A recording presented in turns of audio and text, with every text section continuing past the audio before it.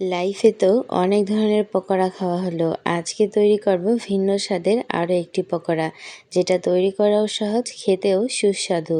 আসসালামু আলাইকুম। Hi everyone, কেমন আছেন সকলে? আমি আল্লাহর অশেষ রহমতে বেশ ভালো আছি।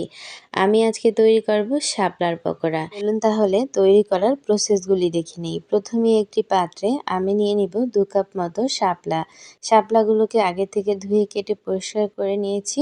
সেই শাপলাগুলো এখন আবার আমি পানিতে নিয়ে নিচ্ছি। আমি একদম ছোট ছোট করে কেটেছি, আপনারা স্ক্রিনে দেখে আন্দাজ করতে পারছেন। এখানে এখন 1 চা চামচের মতো লবণ দিয়ে এগুলোকে একটু মিশিয়ে নিয়ে অপেক্ষা করব 15 মিনিট। 15 মিনিট পরে আমি চলে আসলাম। দেখুন, একদম ঝকঝকে সাদা ফর্সা পানিটা একটু কালচে হয়ে এসেছে। এটা কিন্তু শাপলার মধ্যে যে কষটা থাকে সেটা। এবার আমি কষলে কষলে খুব ভালো করে ধুয়ে পরিষ্কার করে নিব। আর পানিটা একদম চিপে চিপে বের করে নিব এই শাপলা থেকে। কোনো ধরনের পানি যেন এখানে না থাকে, সেই চেষ্টাই করতে হবে। খুব ভালোভাবে চেপে চেপে এগুলি করে নেওয়া হয়ে গেলে আমি একটা জালির মধ্যে এই শাপলাগুলিকে উঠিয়ে নিচ্ছি। দেখতেই পাচ্ছেন, জালির মধ্যে উঠাচ্ছি এই কারণে যাতে করে এক্সট্রা পানিটা ঝরে যায়। আর ময়লা পানিটা ফেলে দিয়ে বাটিটাকে আমি পরিষ্কার করে নিয়েছি। আর সেই বাটির মধ্যে এখন এই শাপলাগুলো নিয়ে নিচ্ছি। সেই সাথে এখন এখানে নিয়ে নিচ্ছি 1 চামচ রসুন বাটা, 1 চামচ আদা বাটা, আর নিয়ে নিলাম 1 টেবিল চামচ কাঁচামরিচ। এর সাথে নিয়ে নিচ্ছি পেঁয়াজ কুচি 1 কাপ। আরও নিয়ে নিচ্ছি এখানে লবণ, হলুদ, জিরে, ধনে, গরম মশলা গুঁড়ি। আমি এখানে লবণটা স্বাদ মতো নিয়েছি আর সব কিছু 1 চামচ করে নিয়েছি। এবার এগুলোর সাথে আরও নিয়ে নিচ্ছি 1 চামচ মতো লেবুর রস, নিয়ে নিচ্ছি এখানে হাফ কাপ মতো চালের গুঁড়ি, সেই সাথে নিয়ে নিচ্ছি 1 কাপ মতো বেসন। এবার এই সব কিছু হাত দিয়ে মধ্যে মধ্যে কষলে কষলে খুব ভালোভাবে মাখিয়ে নিব।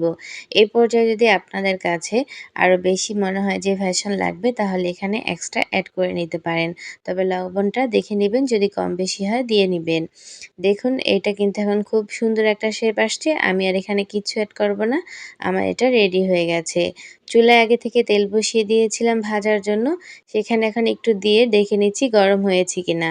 এখন আমি ছোট্ট ছোট্ট করে এখানে দিয়ে দিচ্ছি। আমার পছন্দ মতো আকারে শেপ তৈরি করে নিচ্ছি।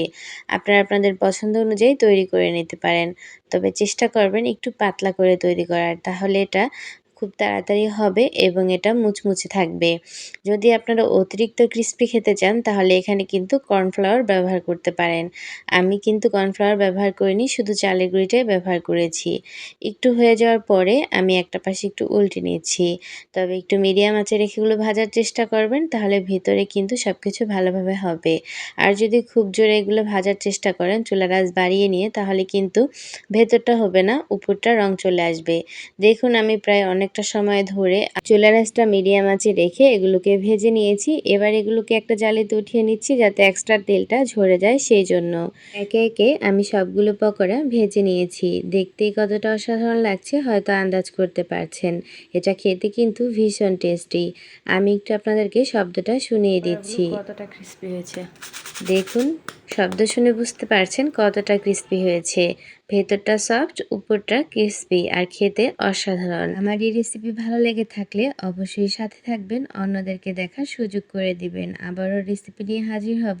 সেই পর্যন্ত সকালে ভালো থাকবেন। আজকের মতো বিদায় নিচ্ছি। আল্লাহ হাফেজ।